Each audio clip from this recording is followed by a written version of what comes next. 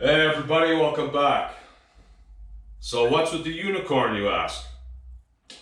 Well, it's a bit of an inside joke that I'm not going to get into, but the main reason I have it here is to show that I can be a good sport. Even though I look like I want to rip somebody's head off most of the time, I'm still a good sport. And that's important. Always remember that. There's nothing wrong with a little friendly rivalry. A little bit of trash talk here and there is okay. But let's make sure we remember why we're all doing this. It's entertainment. We want to have fun. Everybody wants to have fun. But that's the reason it's here. So I had a couple of things I thought of after I did the last video, and because I'm getting older, if I don't do something about it when I think of it, it may be lost forever. So there's a couple things I want to show you while I'm thinking of it that are pretty important here. So the first thing we're going to look at here, guys, is the carburetors. You'll notice here, I've got these fancy Can-Am air filters on here. Most motorcycles that you're going to get your hands on are going to have the stock air box on them, big ugly plastic looking thing that when it's on a motorcycle you really don't see it because the seat covers part of it and the gas tank covers it. But when you're doing what we're doing here, it ends up being a big ugly bulky looking thing that's sort of difficult to do anything with, make it look cool. So the first mod I ever did, I just took the air box, I threw it in the garbage, put some cheap filter pods on there, and didn't run very well. So these bike manufacturers, they put a lot of thought into how much air these carburetors need. This was sort of the first experience I'd ever had with this type of carburetor, and didn't know much about them. So it was running very, very lean. You could rev it up and it would take forever to come back down. So I had to monkey around with, I got lucky, I was able to adjust a few things on the carburetor and it ran okay. When the weather got colder into the fall, I had trouble with it. It was just running far too lean. With the cooler, denser air, it was a problem. So you need to be aware that if you're going to do this, you may have to do some carburetor work. Now, this motorcycle engine, when I bought this bike, the guy who I bought it off was pretty knowledgeable. He had already done this. He put larger jets in the carburetor so it would get more fuel. He also put a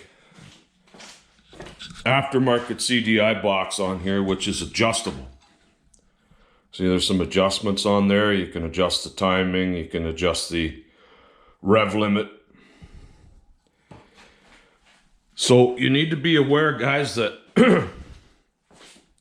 if you want to ditch the ugly air box that's on here for something a little cooler, like this looks far cooler, I'm sure everyone will agree. If you're going to do that, be prepared to have to do some carburetor modifications because it likely won't run very well. Now, I made that mistake because I didn't know. I didn't know any better, and I just went ahead and did it.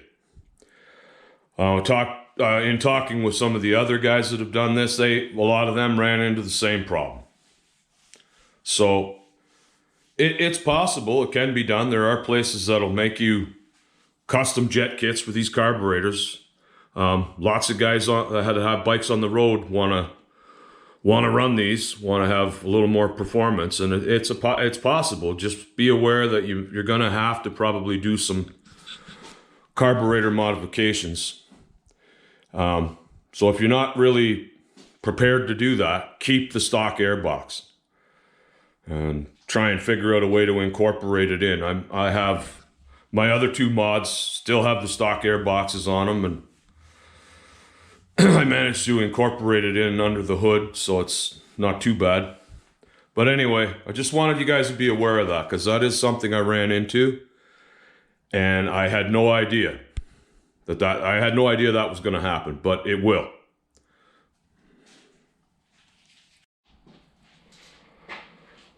Okay, so the other thing we need to look at is the cooling. Now, when I built my first mod, I ran into some trouble with cooling, not knowing this. These bike engine water pumps are very sensitive to air. And here's your water pump right in here. Now, if they get if they suck in any kind of air, you add some fluid to the rad, it traps air in there, they will not pump. And I had that happen, and I didn't realize it until I damaged the engine. So you'll see I have this fancy aluminum expansion tank here. Line goes up to the rad. So as your liquid in your rad gets hot, it overflows into this tank. Then when you shut the engine off and the engine begins to cool, it creates a suction and it starts to draw the fluid back in.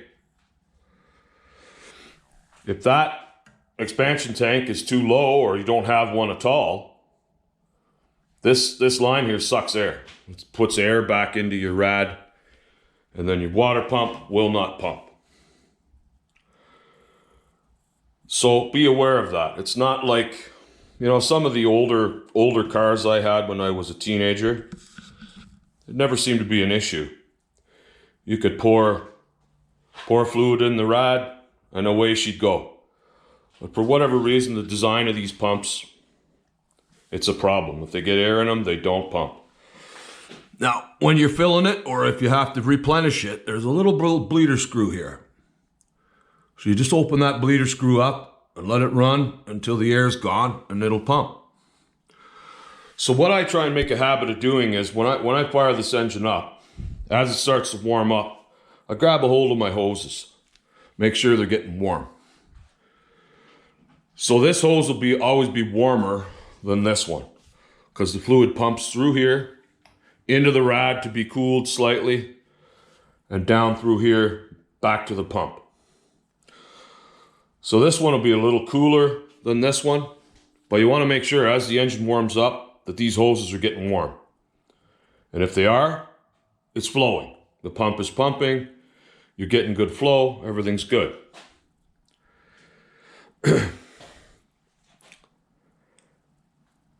If you don't do that, you may run into trouble and you may not know it. So that did happen to me. So make sure, I got rid of the overflow tank that came with the bike was plastic and it was all discolored and it kind of looked crappy. So I bought this for like $40 on Amazon. Looks kind of neat. And that's how we're gonna run it. You always gotta make sure you have a little bit of fluid in there so that this can suck back in and not suck air. Okay, guys? That's important.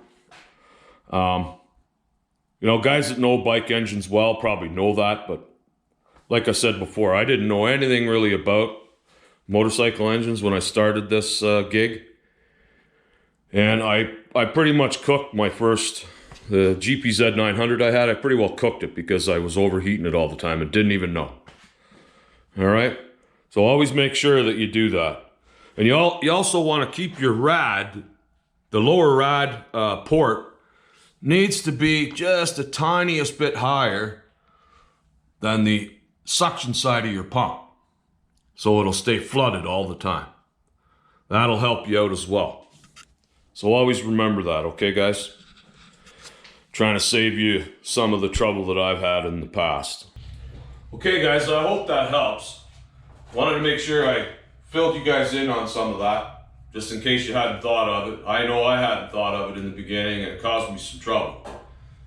So we're trying to save you from that. All right? So remember, always be a good sport. Talk to you soon.